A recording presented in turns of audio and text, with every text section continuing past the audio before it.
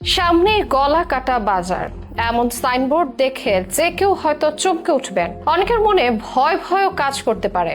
তবে কৌতূহল নিয়ে বাজারে যাওয়ার পর দেখা যাবে সাধারণ একটি বাজার। গ্রামের বাজারে যেমন দোকানপাট থাকে তেমনই দোকানপাট সেখানে। যদিও বাকি সব এলাকার মতো এই গলাকাটাও সাধারণ, তবে শুধু এলাকার নামের কারণেই বিপাকে আছেন অনেক মানুষ। অনেকে আত্মীয়তার সম্পর্ক গড়তে চান না বা এই এলাকায় বিয়ে দিতে চান না। অনেকে আবার চাকরি পেতে পেতেও আটকে যান শুধুমাত্র এলাকার নামের কারণে। আর এই গলাকাটা এলাকার সন্ধান মেলে ময়মনসিংহ জেলার গফরগাঁও উপজেলায়। কেবল নাম শুনেই অনেকের জন্য ভয়ে গলা শুকায়। অচেনা অনেকে আবার এই বাজারে ঢুকতেও ভয় পান। কিন্তু কিভাবে এই এলাকার এমন অদ্ভুত নামকরণ হলো? আসলে কি এখানে গলা কাটার প্রচলন ছিল, নাকি লুকিয়ে আছে অন্য কোনো ইতিহাস? নামের কারণে কি কি সমস্যায় পড়তে হচ্ছে স্থানীয়দের, জানা যাক বিশেষ এই আয়োজনে।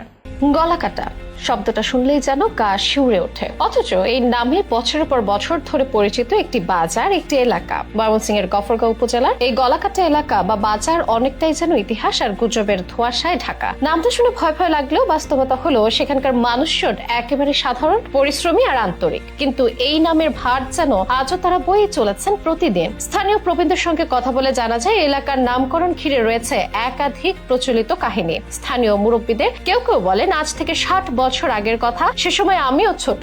যতটুকু মনে আছে সেটা হচ্ছে ওই সময় এই বাজারের পাশে স্কুল পড়ুয়া এক শিশুর লাশ পাওয়া গিয়েছিল। শিশুর লাশটি গলাকাটা ছিল। এরপর থেকে নাকি বাজারের নাম হয়ে যায় গলাকাটা বাজার। কেউ কেউ বলেন ব্রহ্মপুত্র নদের চর দখল দিয়ে একসময় কয়েক গ্রামের মানুষের মধ্যে মারামারি হতো, আর মারামারিতে একবার গলা কেটে একজনকে হত্যা করা হয়। সে কারণেই নাকি বাজারের নাম গলাকাটা। তবে এসব গল্পের চেয়ে বেশি স্বীকৃত আরেক গল্প, যে গল্পে দেখা যায় এই নামকরণের পেছনে আছে বীরত্ব। ব্রিটিশ শাসনের সময়ের কথা, ব্রহ্মপুত্র নদের পাড়ে ছিল নীলকুঠি। সেই নীলকুঠির ইংরেজরা সাধারণ মানুষের উপর অনেক অত্যাচার করত। এতে গ্রামের মানুষ নীলকুঠির ওপর ক্ষিপ্ত ছিল। একদিন এক ইংরেজ নীলকর সাহেবকে বাজারে গলা কেটে হত্যা করে গ্রামবাসী। আর এভাবেই বাজারের নাম হয়ে ওঠে গলাকাটা। নাম যেমনই হোক, সমস্যার তালিকা কিন্তু বাস্তব এবং দীর্ঘ।